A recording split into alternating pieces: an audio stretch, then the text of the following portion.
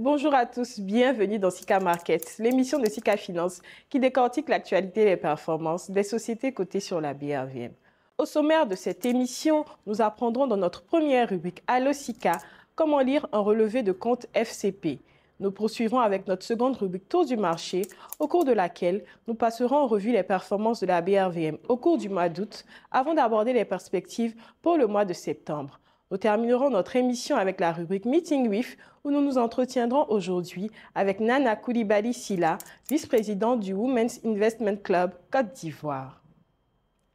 Place maintenant à la rubrique Allo Sika.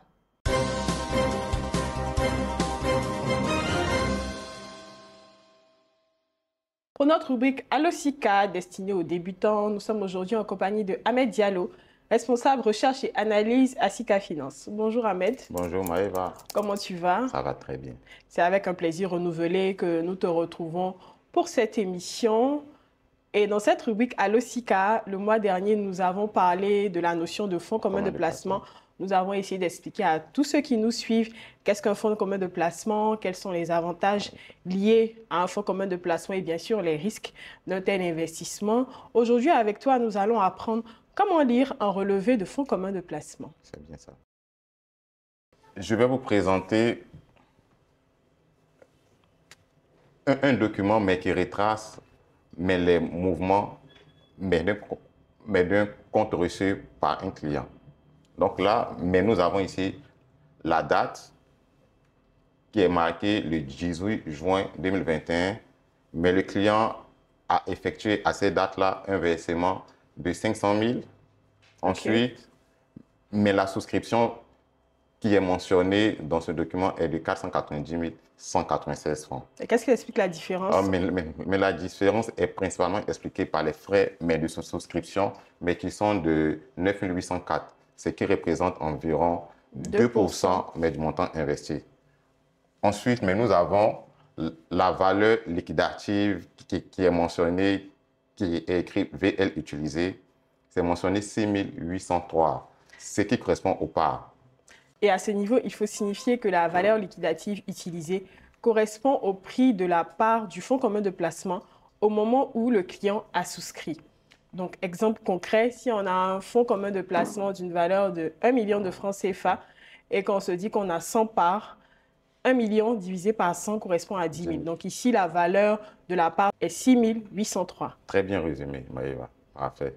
Et là, ce client disposait au 18 juin 72 parts, 72,06 pour être beaucoup plus précis.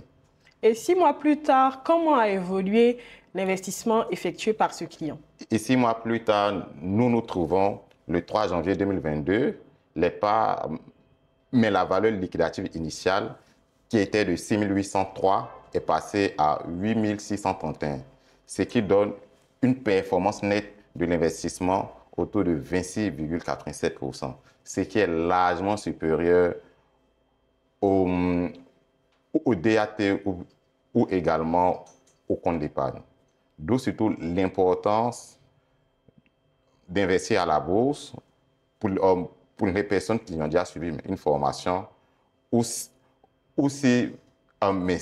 plusieurs personnes se trouvent dans un groupe d'amis et également ils ne maîtrisent pas bien l'investissement à la bourse, mais ces personnes ont toujours la possibilité de partir investir dans un fonds commun de placement. Donc, on comprend qu'un fonds commun de placement reste un bon moyen si nous sommes débutants à la bourse et si nous n'avons pas trop de notions en ce qui concerne l'investissement en bourse. Il serait bien de commencer par un fonds commun de placement. Merci Maëva. Place maintenant à la rubrique Tour du marché.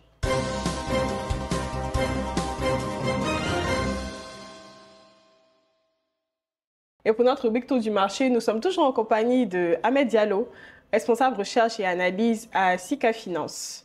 Ahmed, comment le marché s'est comporté sur le mois d'août? Quelle est la tendance générale qui se dégage? Ok, la tendance générale sur le marché.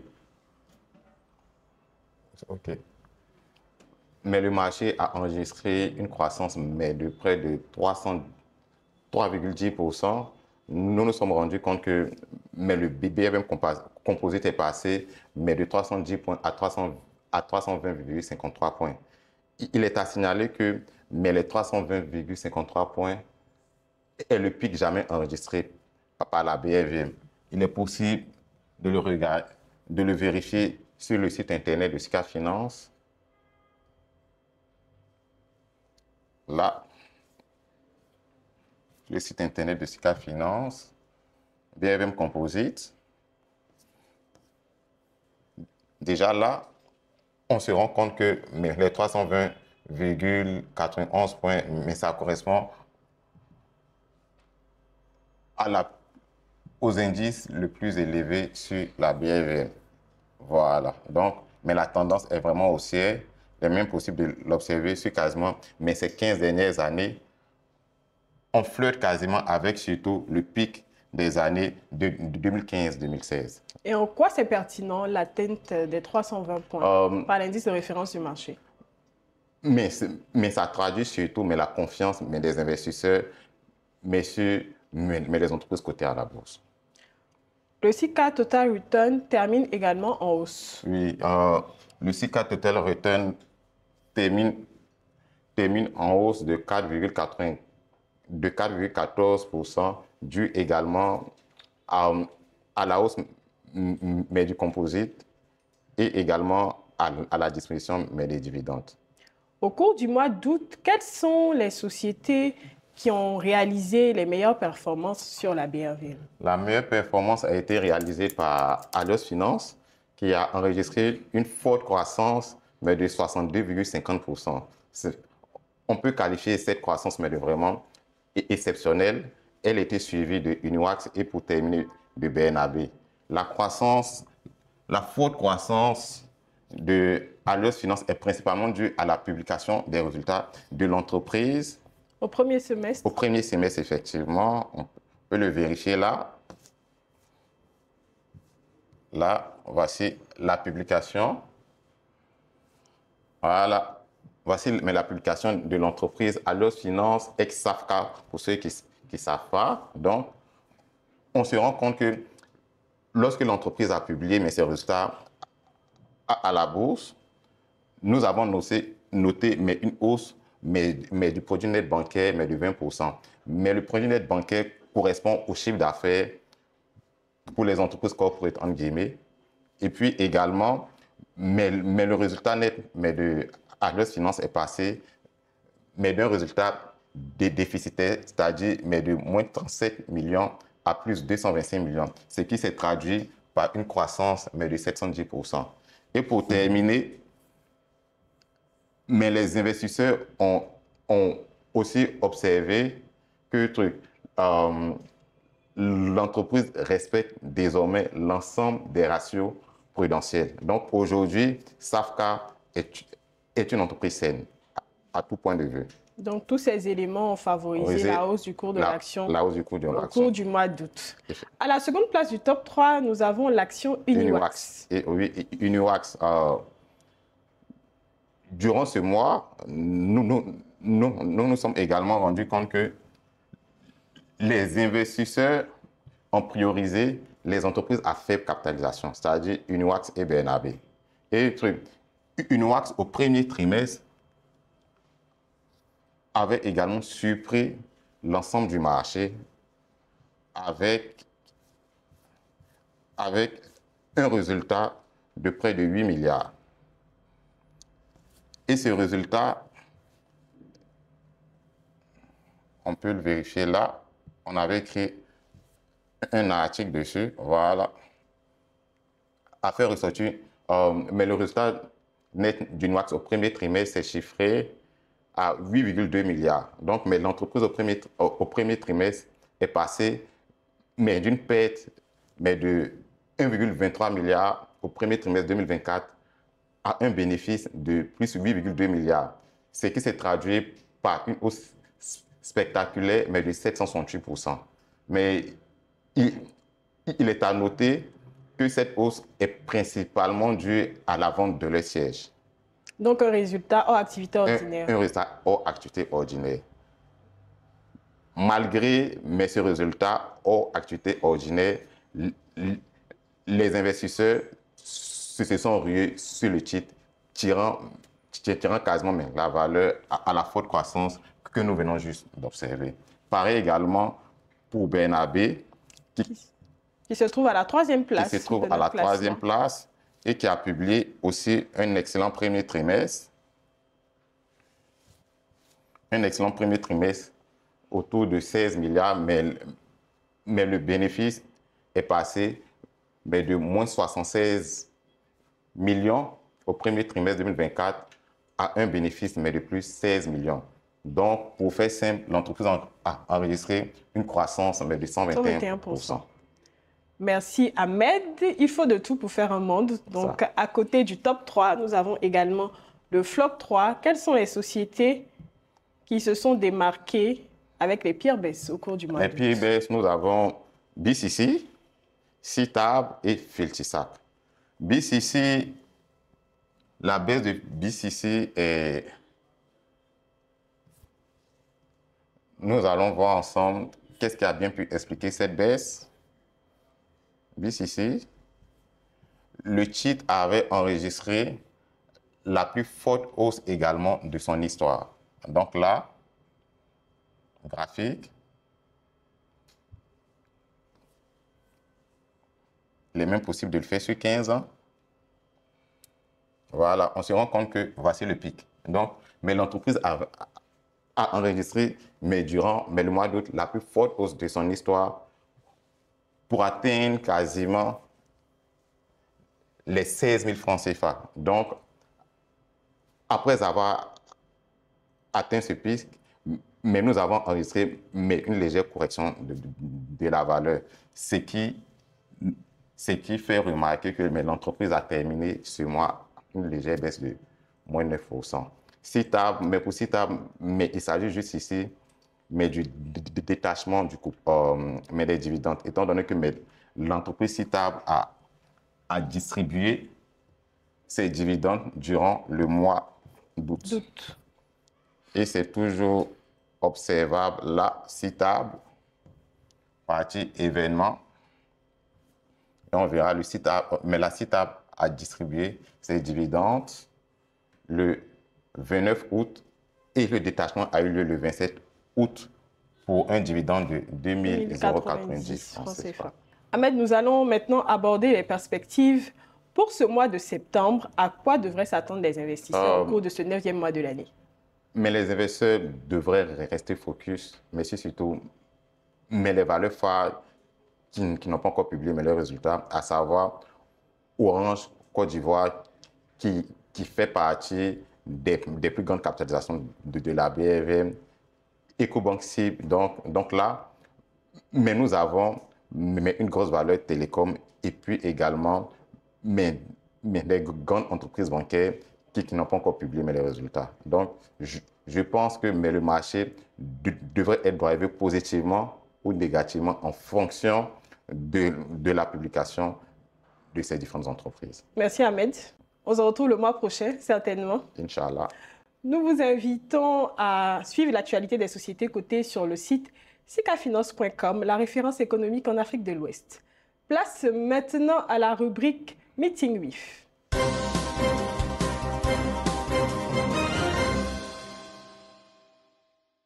Pour notre rubrique Meeting WIF, nous sommes aujourd'hui en compagnie de Nana Coulibaly Silla. Elle est membre du conseil d'administration, experte comptable de profession et vice-présidente du Women's Investment Club Côte d'Ivoire. C'est important de le préciser parce que nous avons le WIC aussi au Sénégal. Donc, Madame Coulibaly, bienvenue dans Sika Market. On est ravis de vous accueillir. Merci. Plaisir partagé. Vous êtes une association de femmes qui vous êtes mis ensemble pour investir, notamment à la bourse. Comment pouvez-vous nous définir simplement un club d'investissement? Merci beaucoup, Mme Tétécan. Merci pour l'opportunité de parler du modèle assez innovant du WIC. En effet, un club d'investissement, c'est un groupe de personnes qui se mettent ensemble pour investir et partager un objectif commun qui est lié à la rentabilité notamment, mais aussi prendre les risques ensemble. On a souvent tendance à oublier cette partie de risque. Et ce club d'investissement est régi par un bureau qui, lui, prend les initiatives et puis pose des actions opérationnelles et reporte aux membres de l'association à travers notamment une assemblée générale. Le WIC est effectivement un club d'investissement de femmes et c'est assez innovant dans notre région. Comment vous intervenez concrètement sur le marché financier? En effet, le WIC est un club d'investissement créé par des femmes pour des femmes. Donc, on est régi par la loi des associations et nous avons des investissements à deux vitesses. Donc, le premier qui est celui de la bourse qui nous concerne aujourd'hui et le deuxième qui est celui du private equity qui intervient dans un second temps. Au niveau de la bourse, nous investissons dans des OPCVM, au niveau de la BRVM. Jusque 2024, nous investissions dans des FCP diversifiés, équilibrés. Mais à partir de cette année, nous avons changé, nous avons opté pour une attitude un peu plus prudente, justement en prélude des investissements en equity que nous allons faire. Et donc, nous avons un profil d'investissement quasi obligataire, on va dire presque sans risque, en FCP obligataire. Donc à ce jour, tous les membres qui rejoignent le WIC investissent entre 6 et 11 millions sur 5 ans dans ces FCP gérés par une SGI que nous avons choisie et en prélude de l'investissement en equity. Est-ce que le WIC, c'est une tontine? On sait qu'une tontine, c'est un système d'épargne où plusieurs personnes cotisent régulièrement et à tour de rôle, elles prennent justement le montant cotisé. Est-ce qu'on peut dire que le WIC, c'est une tontine? Sinon, c'est quoi la différence finalement entre une tontine et un club d'investissement? Le WIC n'est absolument pas une tontine. Il faut qu'on change ce paradigme-là. C'est pas parce que ce sont des femmes que c'est forcément une tontine pour acheter des biens matériels, non. L'objectif du WIC, en fait, c'est d'abord l'éducation financière. C'est d'apprendre à ses membres à diversifier leurs investissements. Parce qu'on sait que de nature, les femmes investissent dans des choses un peu moins risquées et donc qui ont des rendements beaucoup moins élevés puisqu'ils sont moins risqués. Parce qu'on sait que le niveau de gain est corrélé naturellement au niveau de risque. Exactement. Donc nous, notre premier objectif, c'est vraiment d'apprendre à ces femmes-là à diversifier et à investir et à avoir accès finalement à la bourse. Et puis ensuite, de les préparer aussi à l'investissement un peu plus risqué qui sera celui du private equity. Donc non, le WIC n'est pas une tontine. Notre objectif est vraiment de rentabilité. Il faut fructifier en fait de l'épargne des membres. Il faut, on cherche de la rentabilité. C'est pas juste, on fait pas des prêts à taux zéro ou on donne pas de l'argent gratuitement. Vraiment, l'objectif comparé à une tontine, c'est vraiment le fait de chercher de la rentabilité et aussi de prendre des risques qui sont corrélés avec cette rentabilité. Et au regard de votre expérience de femme investisseur, à votre avis, quelles sont les actions qu'on pourrait mettre en place pour favoriser une meilleure inclusion boursière des femmes au sein de notre zone? Bon, déjà, je ne pense pas que les femmes soient moins favorisées à l'accès à la bourse que les hommes. Je pense que c'est vraiment de manière globale. Ce n'est pas un investissement vers lequel les gens vont directement parce qu'il n'est pas vulgarisé. Aussi bien hommes que femmes. C'est une question de vulgarisation, c'est une question d'éducation financière. Et donc, les émissions comme les vôtres sont très importantes. Merci. Parce que ça permet justement de vulgariser et puis de le mettre en fait à l'agenda de nos investissements de manière générale. C'est la sensibilisation. Nous, par exemple, au WIC, on va sensibiliser les membres déjà avant leur entrée.